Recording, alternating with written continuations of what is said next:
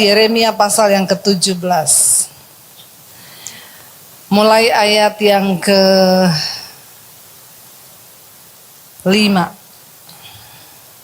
Yeremia 17 ayat yang ke-5. Ini ayat yang sering kali kita baca saudara ya, tapi biar kita mau dapat sesuatu yang baru malam hari ini. 1, 2, 3, beginilah firman Tuhan.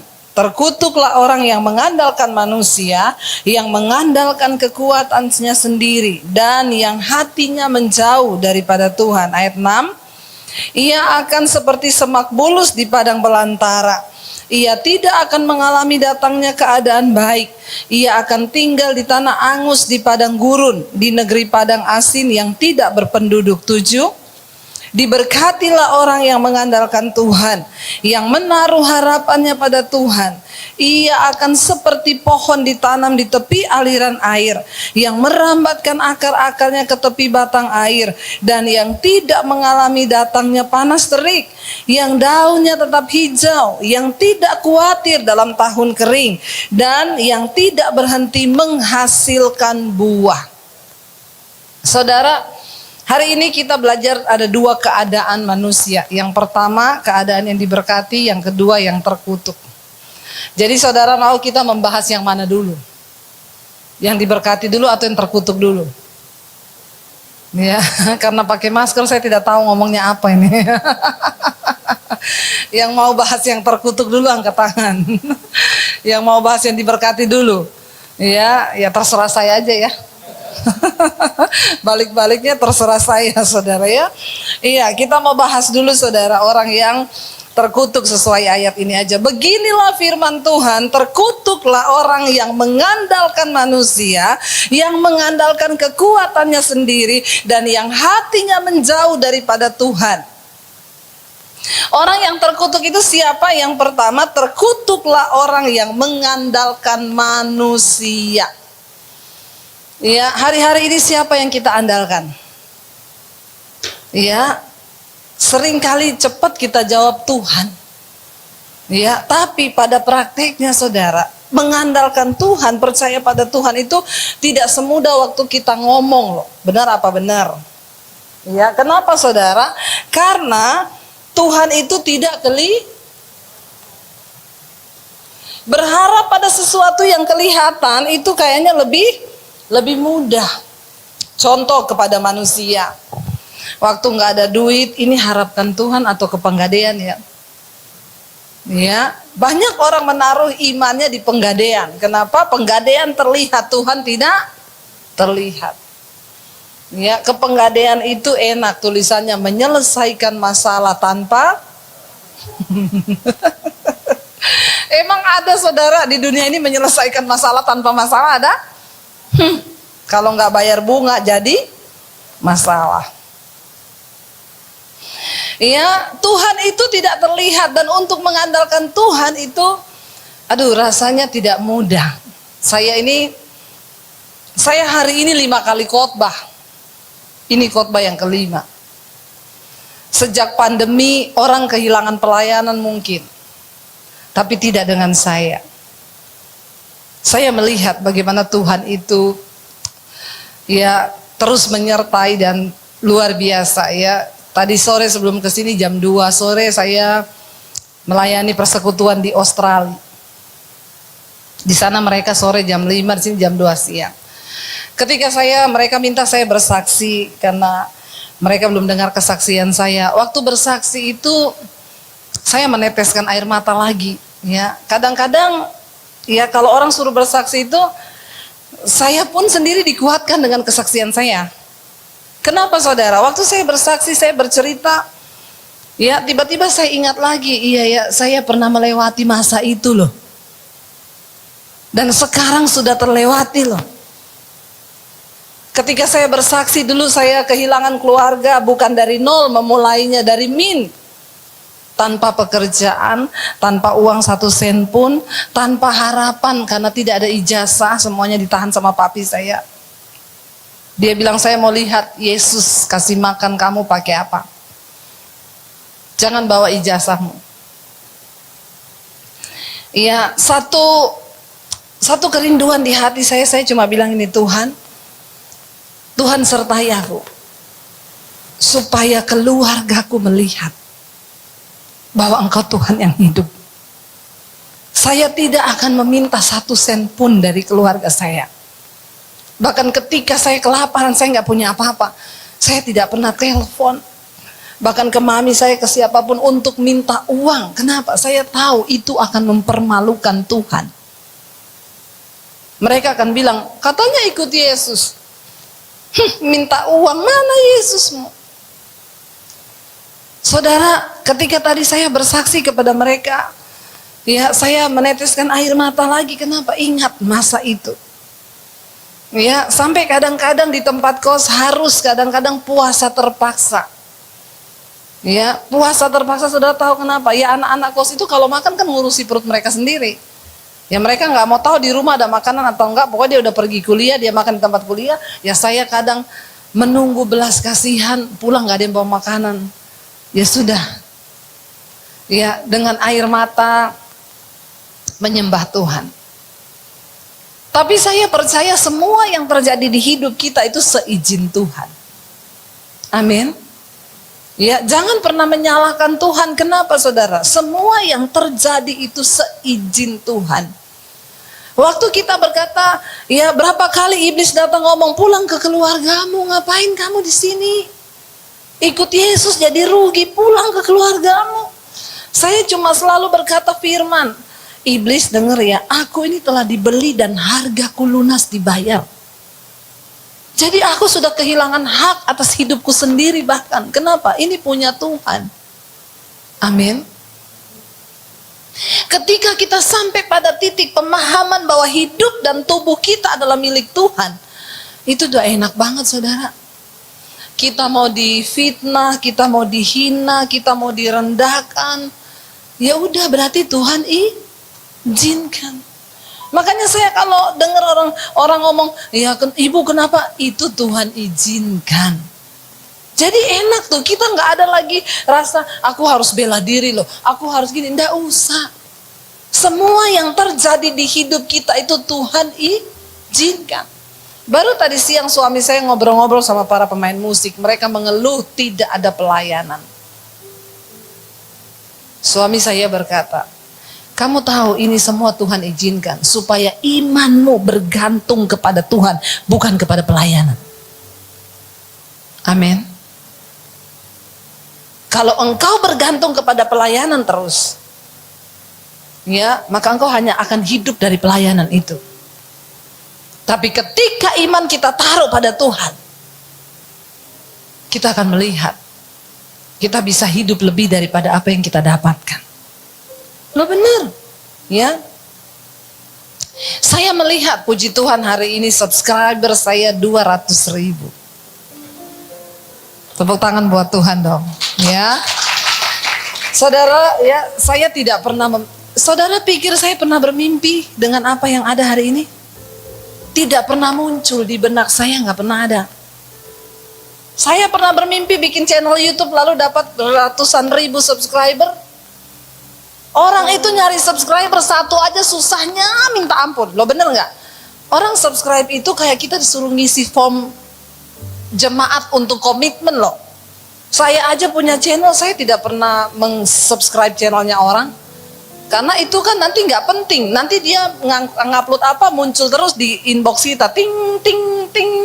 Bikin ribet kalau yang nggak bagus-bagus banget kan. Saya melihat sekarang itu satu hari nambah 1000 subscribe. Saya pernah baca di YouTube dari konten kreator YouTube bilang, kalau ada orang satu channel itu nambah 1 minggu 1000, itu pasti hacker. Saya satu hari 1000, malaikat hackernya. Siapa yang bisa, saudara? Tuhan. Ketika kita ini menjadi orang yang, ya makanya saya mau bilang kita yang hidup dari pelayanan, saudara. Tadi sore suami saya bilang, dia bersaksi sama teman-teman pemusik. Dia bilang begini, saya dari umur belasan tahun sudah duduk di keyboard suami saya. Dari masih SMP. Dia pelayanan terus duduk di keyboard. Sampai akhirnya ya, setahun setengah yang lalu dia harus meninggalkan pelayanan duduk di depan piano. Dia berkata ketika dia meninggalkan itu berat nggak? Berat, bahkan ada rasa berdosa. Waktu Tuhan mau bawa kita ke dimensi yang lain. Waktu itu dia bilang dia ingat bawa anak-anak ibadah di satu gereja. Dia lihat orang pelayanan di mimbar. Ada yang main piano, dia meneteskan air mata. Dia bilang, Tuhan, apakah saya salah langkah? Ya, tapi saya nggak mau meninggalkan itu Tuhan, tapi keadaan yang membuat saya meninggalkan. Waktu itu rasanya nggak ada pelayanan, saudara, benar nggak ada pelayanan.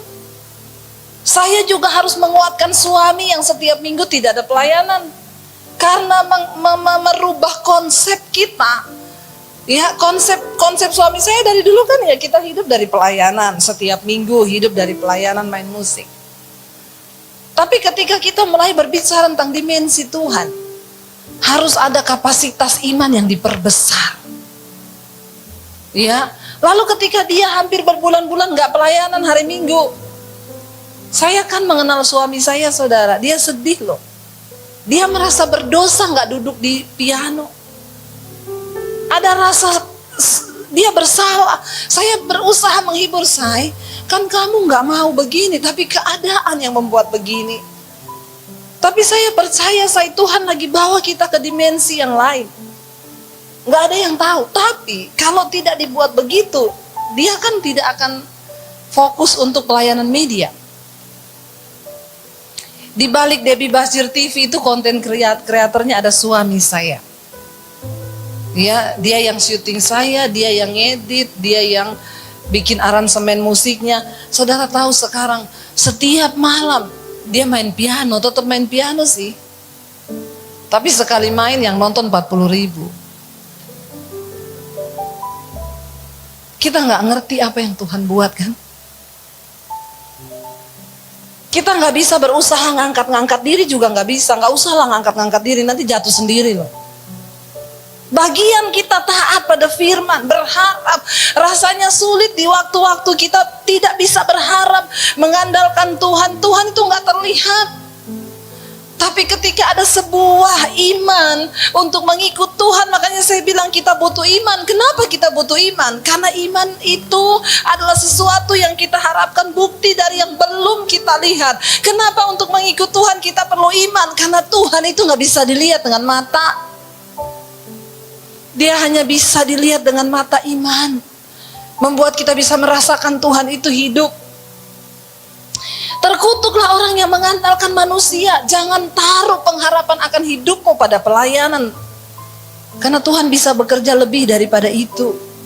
Yang menjadi salah, orang melayani Tuhan akhirnya kita menaruh harapan kita, maaf saudara, pada amplop yang kita dapat.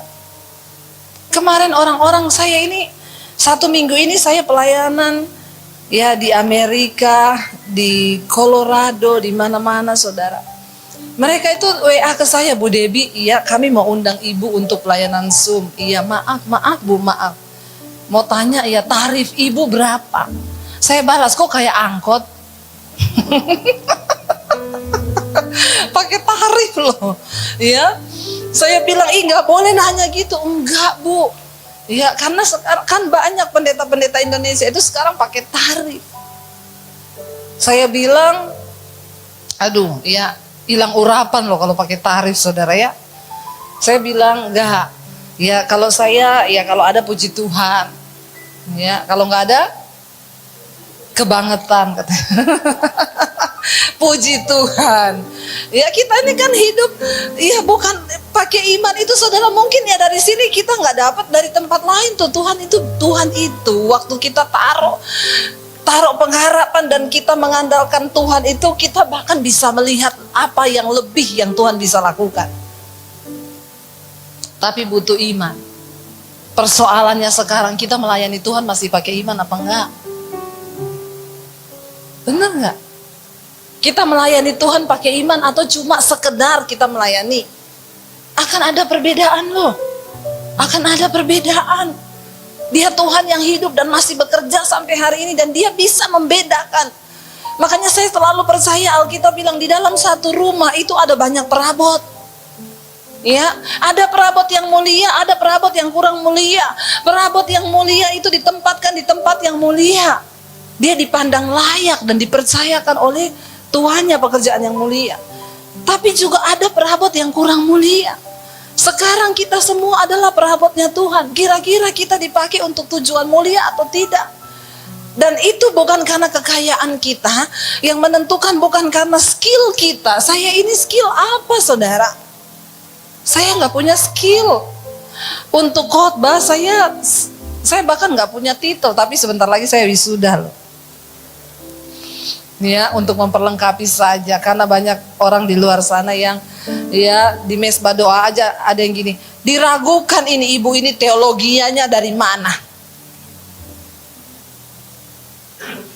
Ya, ada yang masih ngomong gitu. Jadi ya sudahlah, untuk persyaratan dunia lah.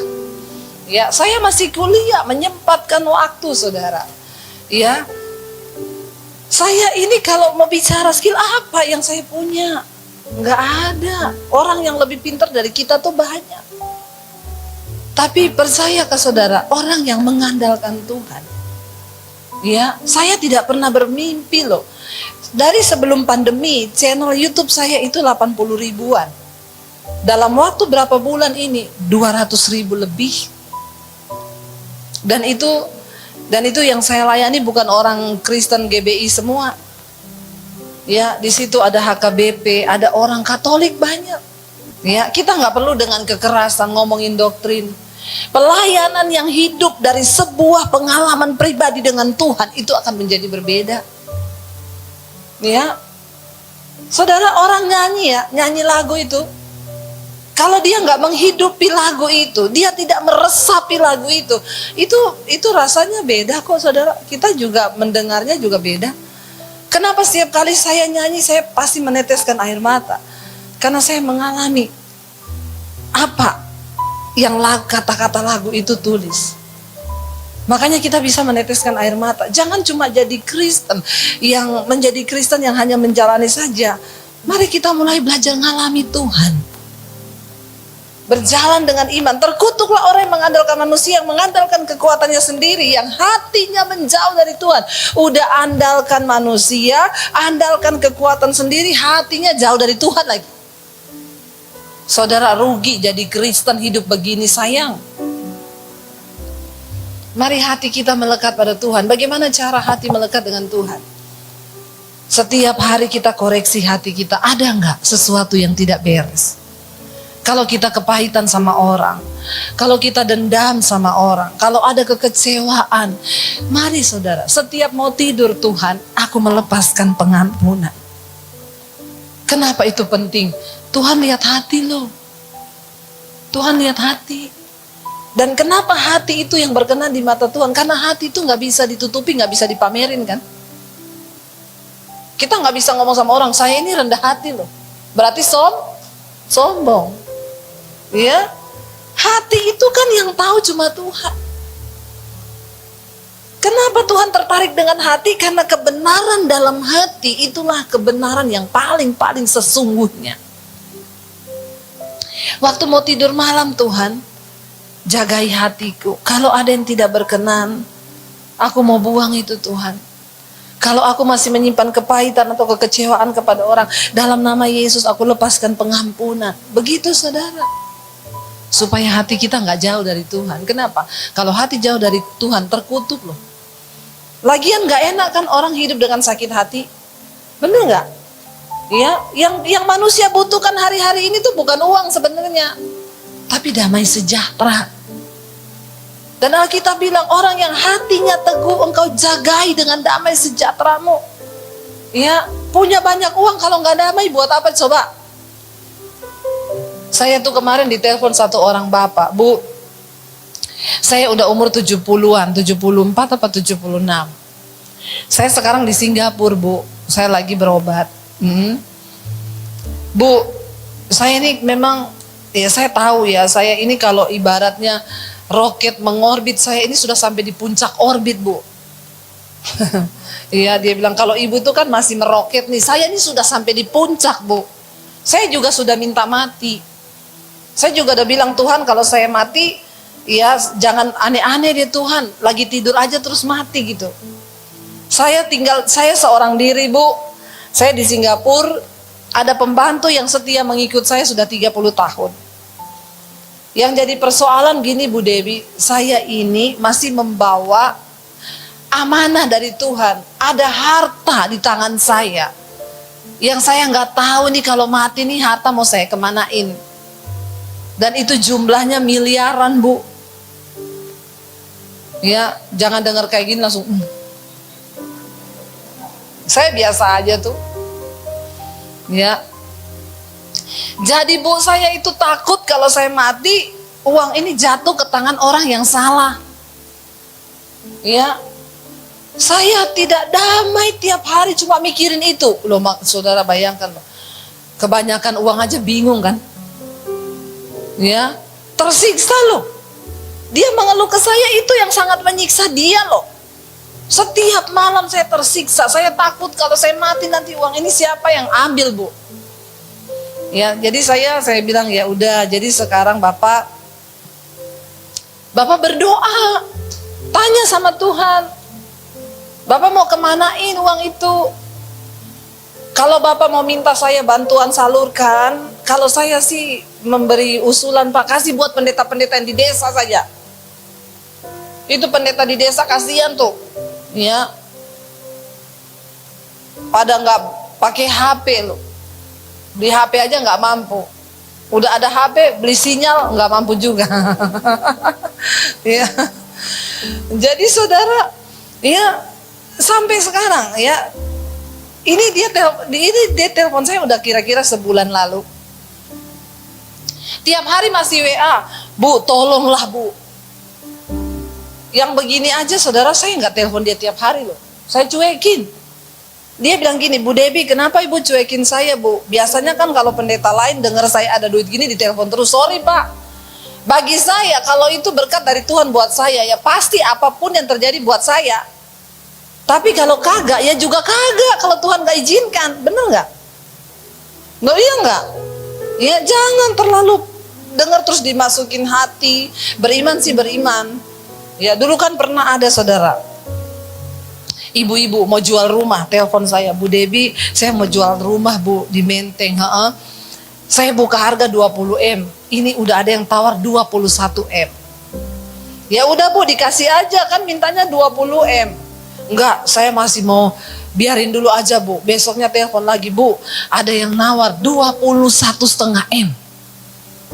Kenapa nggak dikasih? Biarin aja Bu, ini kayaknya masih mau naik. Besoknya Bu ada yang tawar 22 M. Ibu Debbie doain ya Bu. Iya Bu, kalau laku saya beliin Ibu satu rumah. Itu zaman dulu tuh waktu saya baru datang di Jakarta, yang harga 500 juta ya Bu. Ya saya bilang sama suami saya, enggak usah terlalu didengar. Ya. Kalau dari Tuhan terjadi, kalau enggak.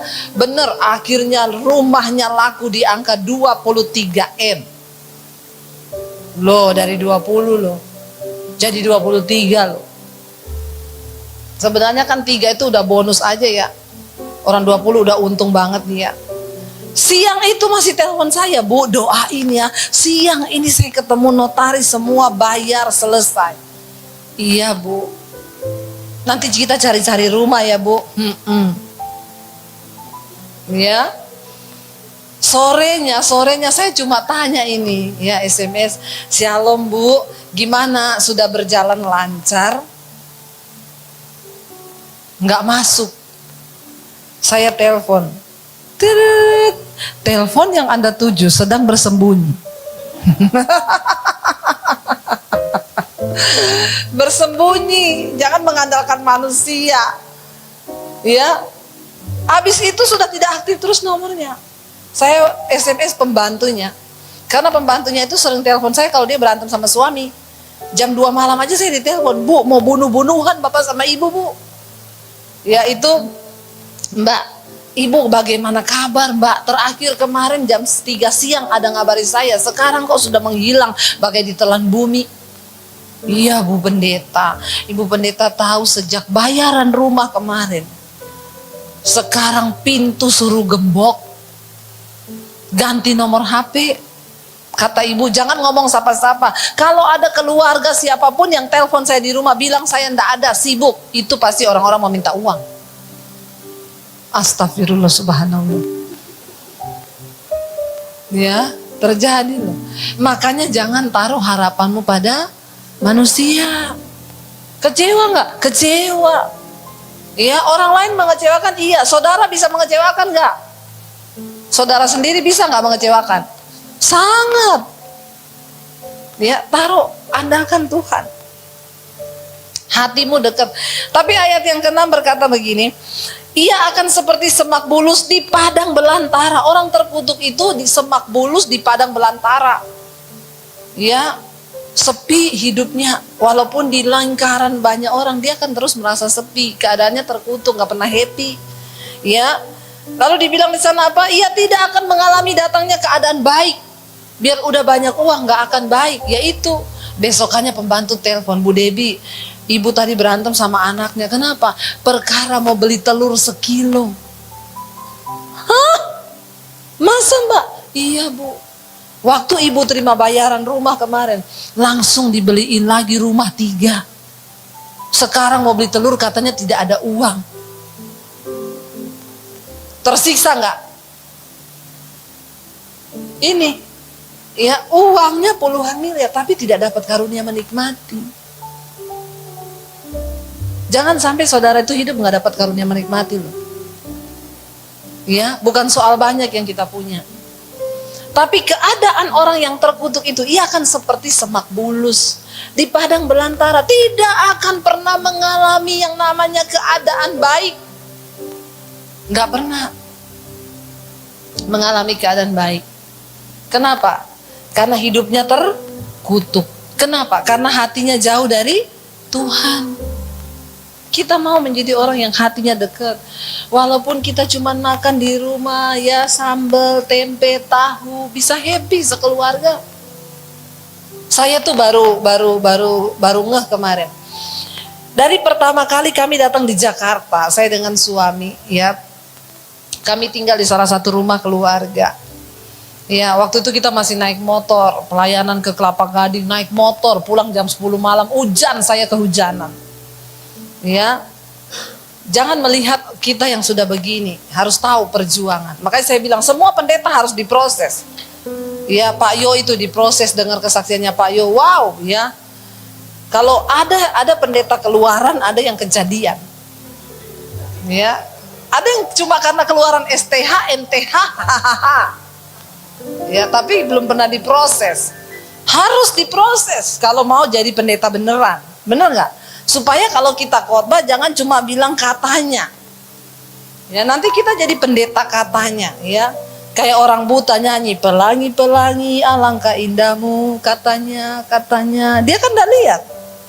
Ya, merah, kuning, hijau, katanya.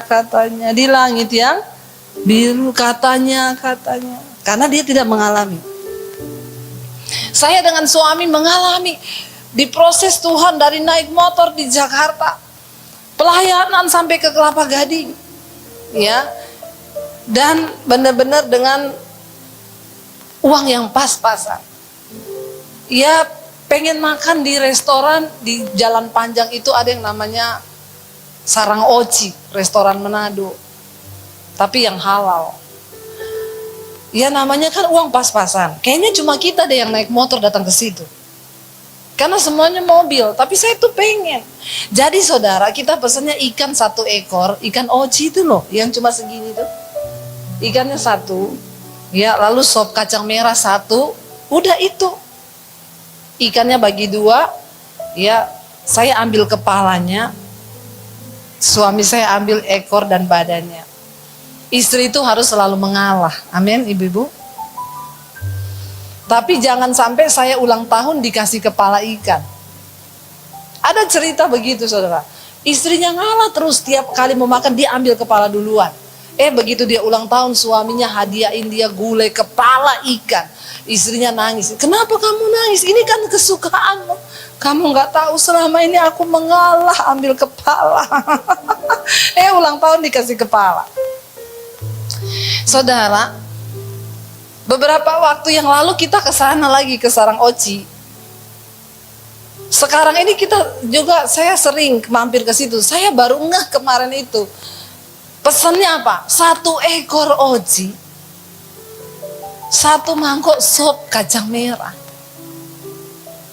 Waktu pulang saya bilang sama suami gini, "Say, ada yang aneh nggak kita ini ya? Aneh atau apa ya?" "Kenapa?" kata suami saya. "Kita dulu datang ke sini naik motor kan, nggak punya uang kan, kita makan apa? Nasi 1, sop sama apa? Ikan oci bakar, berapa ekor? 1. Sekarang kita bolak-balik ke sini, pesannya berapa? 1." Seperti biasa, saya ambil kepalanya, dia ambil ekornya.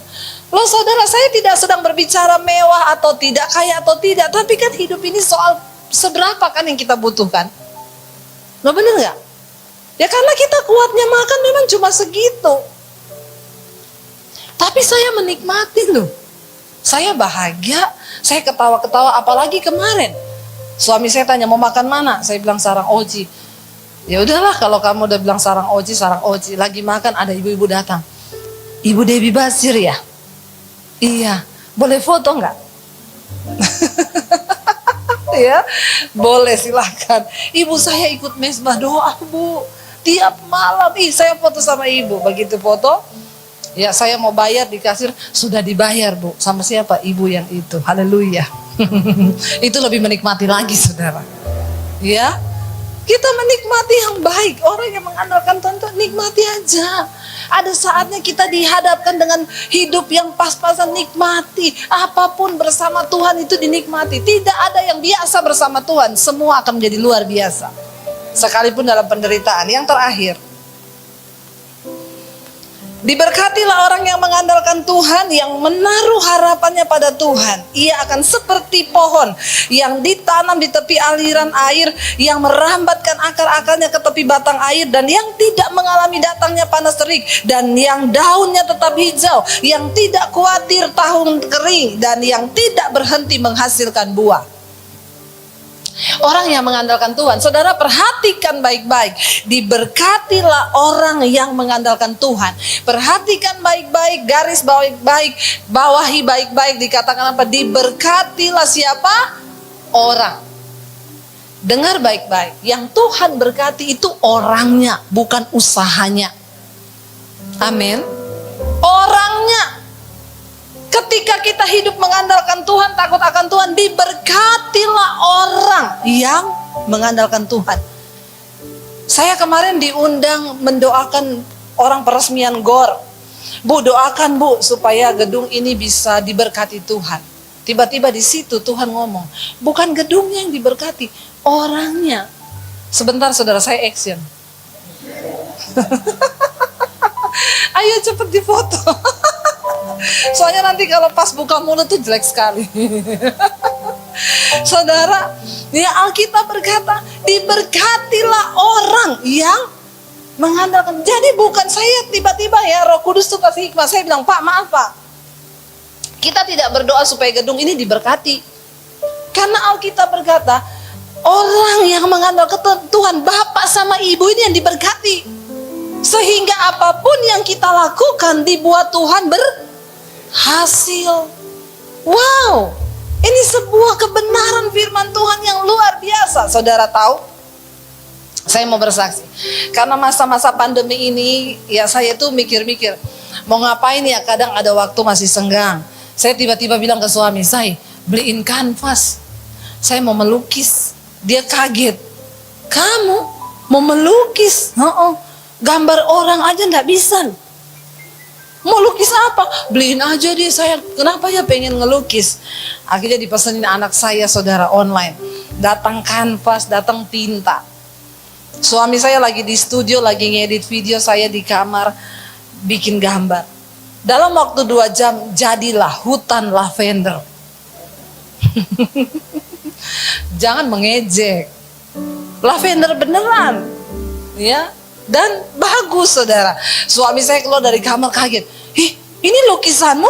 "Iya, beneran." Saya upload di Instagram, puji Tuhan, lukisan pertama saya. Ada yang inbox, Bu, dijual nggak lukisannya? Perhatikan orangnya ya, orangnya. Saya bilang, aduh ibu saya jadi malu nih, saya tidak jual. Dan saya ini bukan pelukis, ibu ngapain beli lukisan saya? Mama saya ngefans banget sama Bu Debbie. Dia ulang tahun tanggal 17 Agustus. Dia pasti seneng kalau saya kasih dia lukisannya ibu. Tolong ibu tanda tangan di bawah. Iya. Oh iya Bu, baik, dengan senang hati. Mama saya usia 78 tahun Bu. Dia setia ikut mesbah doa. Saya juga sebenarnya sayang karena itu kan lukisan pertama saya. Dia bilang, boleh ya Bu? Boleh. Berapa Bu? Nah ini dia, enggak ada harganya Bu. Iya. Terus, enggak, berapa Bu? Saya jadi nggak enak. Gini aja deh, yang penting ganti tinta dan kanvas. Loh iya kan saudara? Jasanya terserah ibu. Ya udah, saya minta nomor rekeningnya. Lukisan pertama saya laku dengan harga berapa? Coba saudara tebak. Berapa? Nggak apa-apa, yang salah tidak dihukum, yang benar tidak dikasih sepeda. Ya, saya kaget loh saudara. Ya ini bukan untuk kesombongan saya. Saya cuma mau bilang orang yang diurapi Tuhan, bukan soal lukisannya loh. Yang lebih jago dari saya banyak kok, banyak. Ya, tiba-tiba dia transfer 10 juta untuk lukisan yang buat saya astaga Tuhan. Akhirnya saya jadi semangat ngelukis. Saya bikin lukisan kedua. Ada yang tanya, Bu, mau dong? Dibayar berapa? Saya nggak kasih harga. Seperti biasa, terserah. Sama. Saya sampai kaget. Hah? Ini lukisan ketiga juga kemarin ada yang udah nanya. Dari luar negeri orangnya, Bu, mau dibayar dolar atau rupiah? Saya bilang rupiah aja biar pas. Kalau dolar nanti bingung hitungnya. Lo beneran ibu nggak mau dilebihin? Ganti kanvasnya aja sama tintanya. Nggak usah Bu, saya kasih nanti pakai dolar. Tapi saya belum tahu ini berapa dia kasihnya. Saudara, bukan soal lukisannya. Bukan kan? Saudara yakin lukisan saya itu nggak ada apa-apanya sama lukisan orang-orang yang pintar melukis. Saya ke toko lukisan aja, lihat lukisan keren banget. Ih, keren banget lukisannya ini. Berapa Mas? 300.000. Hah? Kaget loh saya. Loh saya itu siapa? Tapi Tuhan itu ya. Diberkatilah orang yang mengandalkan Tuhan. Bukan pekerjaanmu, bukan apa-apamu, tapi orangnya. Kita perlu tahu ini saudara. Ya. Ada orang yang bersaksi kepada saya, Bu, saya waktu pandemi suami saya kehilangan pekerjaan, dipecat. Lalu kami cuma punya uang 900.000 yang tersisa di tangan suami, sisa gaji. Dan kami tidak tahu harus berbuat apa untuk hidup ke depan. Kami setia berdoa tiap malam di mesbah doa. Saya mulai mengandalkan Tuhan, tadinya bersungut-sungut. Saya mulai ngerti firman, akhirnya kami berdoa mengandalkan Tuhan. Tiba-tiba Tuhan kasih hikmat, Bu. Dari uang sisa 900.000, saya ini bisa bikin ayam goreng Bu. Saya bumbuin ayamnya, kita frozen. Suami saya beli mesin untuk vakum. Harganya sekitar 300-an ribu, 400-nya buat ayam. Mereka melakukan itu. Dan saudara dia bilang, ibu tahu omsetnya sehari berapa? 800 sampai 1 juta. Tuhan tahu memelihara orang-orang yang setia dan tetap berharap kepada Tuhan. Karena itu saudara, ayo orangnya ya, bukan pekerjaannya. Tapi kita ini loh yang diberkati Tuhan. Saya mau mengajak saudara hari ini. Keadaannya seperti apa kalau diberkati Tuhan? Ia akan seperti pohon yang ditanam di tepi aliran air, yang akar-akarnya dirambatkan ke batang air, yang tidak mengalami datangnya panas terik. Mau cuaca kayak apa, mau pelayanan stop, mau apapun stop. Tuhan menyertai orang yang senantiasa takut akan Tuhan. Ya, benar saudara, benar. Ya sudahlah, kita sudah mengalami. Saya sudah mengalami. Tiba-tiba YouTube saya jadi 200.000. Ada yang bilang, Bu, lagi khotbah kok ada iklannya. Anggaplah itu kolektor. Kan kamu udah gak ngasih kolektor di YouTube. Ya udah liatin aja, lewatin juga nggak apa-apa. Ya, karena itu bukan dari kami yang taruh iklan, itu memang dari YouTube-nya yang taruh iklan. Saya nggak menyangka kan dari YouTube, saudara. Ya, apa yang nggak pernah kita pikir? Orang mencibir, pendeta cari-cari uang di YouTube. Coba cari, saya kasih kalau bisa. Kalau bukan Tuhan nggak bisa. Kalau bukan Tuhan nggak mungkin. Cuma karena kita ini berjalan, apa yang nggak pernah kita pikirkan, Alkitab bilang, yang tidak pernah timbul, itu yang Tuhan sediakan. Tahun lalu saya dan suami belum berpikir kami akan melihat keadaan seperti ini.